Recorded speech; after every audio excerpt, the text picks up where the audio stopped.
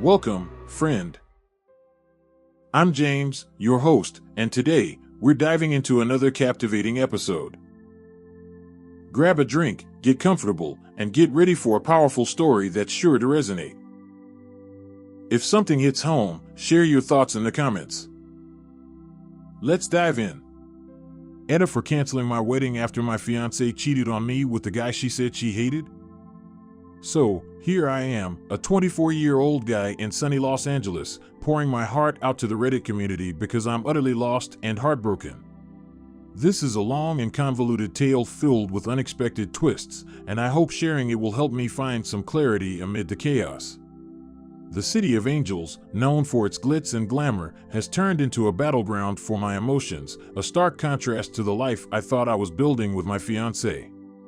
I never imagined I would be here, grappling with betrayal in a city that always felt so vibrant and alive. I find myself walking the same streets we strolled together, haunted by memories that now feel like cruel jokes, and I can't shake the feeling of isolation in a city bursting with people. Every corner of LA holds a bittersweet reminder of our time together, the cozy coffee shop where we had our first date, the park where we shared our dreams under the stars, and even the bustling streets of Hollywood where we joked about our future together. Now, those places feel tainted, like echoes of a life that might never be. It all started 2 years ago when I met my ex-fiancée, 23F, through mutual friends at work. We clicked instantly, bonding over shared interests and a love for nerdy things, video games, sci-fi movies, you name it. We spent countless evenings binge-watching shows, our laughter echoing through my small apartment as we created our own little world. Those early days were filled with adventure and spontaneity. We explored the vibrant art scene in downtown LA, strolled through local flea markets, and tried out every food truck we could find. Each moment was a new adventure, and I felt like I had found my partner in crime. The highlight of our budding romance came on New Year's Eve when, under a sky filled with fireworks, I decided to make it official by asking her to be my girlfriend. Her yes was music to my ears, a moment I thought would symbolize our endless happiness together. Little did I know that night would become tainted with a darkness I couldn't foresee. In hindsight, I often wonder if there were signs I ignored, subtle hints that perhaps all was not as perfect as it seemed. Fast forward 2 years, and our relationship reached a pivotal moment. I proposed. On that very same New Year's Eve, with her family around us and fireworks exploding above, I got down on one knee and presented her with a ring. The world felt like it paused in that magical moment, the glow of the fireworks reflecting the hopes I had for our future. Her eyes lit up, and tears streamed down her face as she said yes, and in that moment, I felt like the happiest man alive. I envisioned a future filled with love, laughter, and companionship, us building a life together filled with joy, friends, and family. But what followed was a whirlwind of wedding planning that would ultimately unravel my dreams. I threw myself into organizing every aspect of the wedding, dreaming of the perfect day filled with joy and love. I imagined a beautiful venue adorned with flowers, the sounds of laughter echoing as friends and family celebrated our union, and my heart swelled with hope. It was the kind of day I had always dreamed of, a celebration of our love, a culmination of our journey together. But as I meticulously crafted this dream, a creeping dread began to settle in, one I couldn't quite identify, yet it lurked just beneath the surface of my excitement, casting shadows over my plans. Then came that fateful afternoon when we were running errands, and the conversation shifted to something many couples in their 20s flirt with, threesomes. The air was charged with excitement, and my curiosity piqued. We were young and adventurous, right? The world was our playground, and the thought of exploring new dimensions of our relationship seemed thrilling. But when she casually mentioned she had someone in mind, I could feel the atmosphere change. Dramatically. "Marvin," she said, as if it were the most normal thing in the world. My stomach dropped. Here was this guy we'd laughed about, someone she claimed to despise, now suddenly a potential participant in our intimate life. It was the first red flag, but I tried to brush it off, hoping it was just a passing thought.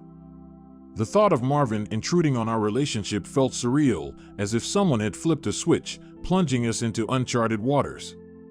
My mind raced, trying to process the idea of involving someone she had previously denounced.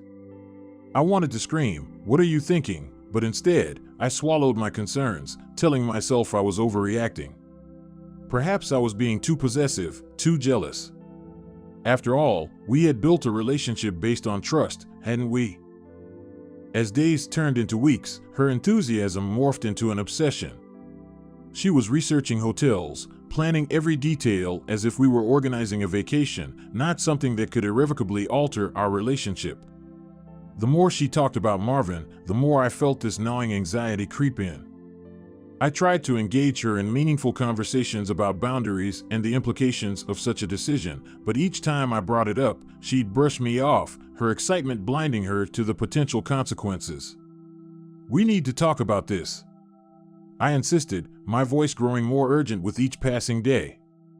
I felt like I was shouting into a void, my words falling on deaf ears. But her excitement only intensified, feeding into my growing frustration and anxiety.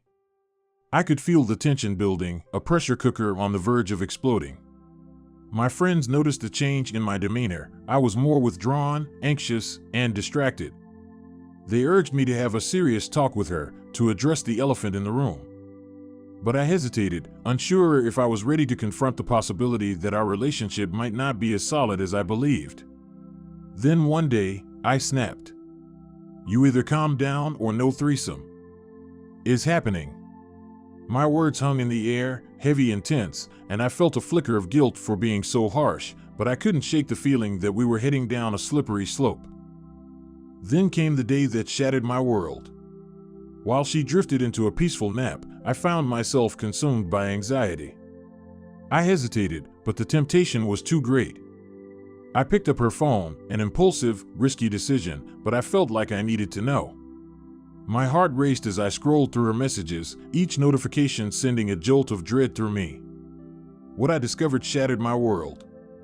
I found messages exchanged with Marvin, intimate conversations detailing their rendezvous while I was at work, plans for secret meetings, and even a BDSM compatibility test she had sent him. My mind reeled as I processed the betrayal, the reality of it crashing over me like a wave. Each message felt like a knife twisting deeper into my heart, and I could feel rage boiling inside me. I thought we were building a future together, yet here she was, betraying me in the most intimate way. How could she do this? How could she tear apart the trust we had built over 2 years? The disbelief morphed into a primal anger, a rush of emotions that was impossible to contain. I felt nauseous, as if the ground had dropped out from under me. How could someone I loved so deeply choose to throw it all away for someone she claimed to despise? My hands trembled as I put down the phone, and I could barely breathe. When she woke up and I confronted her, panic washed over her face. Tears streamed down her cheeks as she stammered out half-hearted apologies, claiming she didn't know what she was doing. "How could you do this?" I shouted, disbelief and anger flooding my voice. My heart felt like it was being crushed beneath the weight of her betrayal. I packed my bags, my mind racing, and stormed out, heading to a nearby hotel to gather my thoughts. The night was a blur of emotions, a cocktail of heartbreak, anger, and disbelief. I felt like I was living in a nightmare, unable to comprehend the betrayal. Every moment replayed in my mind like a cruel movie, and I was trapped in a plot twist I never signed up for. I wanted to scream, to throw things, to make sense of a senseless situation. Instead, I sat in the dark hotel room, tears streaming down my face, feeling utterly defeated. I reached for my phone, tempted to call my friends, but I knew they wouldn't have the answers I needed. I felt isolated, like a ghost wandering through my own life, haunted by the choices that had led me here. But it didn't end there. That night, as I tried to drown my sorrows in a bottle of water, her parents called me. They blamed me for ruining the engagement, accusing me of acting like a baby. I was furious. I couldn't believe they were siding with her, calling her innocent while I was the one hurt and betrayed. "You don't understand." I wanted to scream. She cheated on me. But the words never came out, caught in my throat as I hung up, my heart pounding with rage. I was completely blindsided, feeling like the victim in a story where everyone else seemed to view me as the villain. My mind raced as I contemplated my next move. I couldn't fathom how they could defend her actions, how they could dismiss the hurt that was seeping into my very soul. I felt a storm brewing inside me, a mix of anger and sadness that I couldn't express to anyone. I paced my hotel room, trying to make sense of it all. The betrayal felt like a physical weight, suffocating me. I couldn't escape the fact that I had been made a fool of, and now everyone around me seemed to think I was the one in the wrong. I began canceling everything: venues, catering, invitations, every single detail I had painstakingly planned for our wedding. This wasn't just about trust, it was about respect, and I felt utterly disrespected. Each cancellation felt like a weight lifted, but the grief of losing her, and what I thought was our future, settled heavily on my shoulders. The emails I sent to vendors felt surreal, as if I were in a parallel universe where none of this was happening. My heart ached with every click, every word typed, as I tried to come to terms with the reality of what I was doing. It was like digging a grave for a relationship I once cherished, and I couldn't help but mourn the love I thought we had. I envisioned the beautiful day we had planned, the laughter, the dancing, the cake, and now it was all slipping through my fingers like sand. My dreams of walking down the aisle toward her, filled with love and hope, were now nothing but distant echoes, replaced by a crushing reality I never wanted to face. As I sat there, feeling the weight of my decisions, a part of me still longed to hear her voice, to understand how we had gotten here. I imagined her face, the confusion and fear reflected in her eyes when I had confronted her, and I wondered if any of this could have been avoided. Did she ever truly love me? Was our relationship just a facade? Those questions consumed me as I continued to scroll through our old photos, images of happier times that now felt like bitter reminders of a love that had been tainted by betrayal. Each picture told a story, but now they felt like pages from a book I wished I could rewrite. I wanted to reach out, to hear her side, but the hurt was too fresh, the wounds too raw. I couldn't bear the thought of hearing excuses, and I couldn't stand the idea of her trying to justify her actions. The next day, she called, desperate and pleading, begging me to come back. Her family bombarded me with messages, insisting I was the one at fault for suggesting the threesome. "You need to man up and fix this," they said, but the damage was done. I felt like I was trapped in a warped version of reality where I was the villain in my own story. I could hardly believe what I was hearing. It was as if I had been transported into some bizarre alternate universe where right was wrong and wrong was right. How could they not see that I was the one left in shambles, the one who had been betrayed in the most painful way? I could almost feel the walls closing in on me as I struggled to defend myself against their accusations. My heart raced with a mix of anger and disbelief. I had sacrificed so much for her, poured my heart and soul into our future together, and now they were demanding that I just get over it. I hung up the phone feeling a blend of rage and sadness. I wanted to scream at the injustice of it all, to lash out against the universe for placing me in this painful situation. I felt like I was standing on the edge of a cliff, teetering dangerously close to a breakdown. In the following days, I found myself replaying the events in my mind, trying to piece together how everything had unraveled so quickly. It was as if I had been walking in a dream, oblivious to the storm brewing just beneath the surface. I reached out to my friends, looking for comfort and understanding. They listened patiently as I poured out my heart, reliving the betrayal, the shock, and the anger. Their support helped, but it couldn't erase the pain that felt like a constant weight on my chest.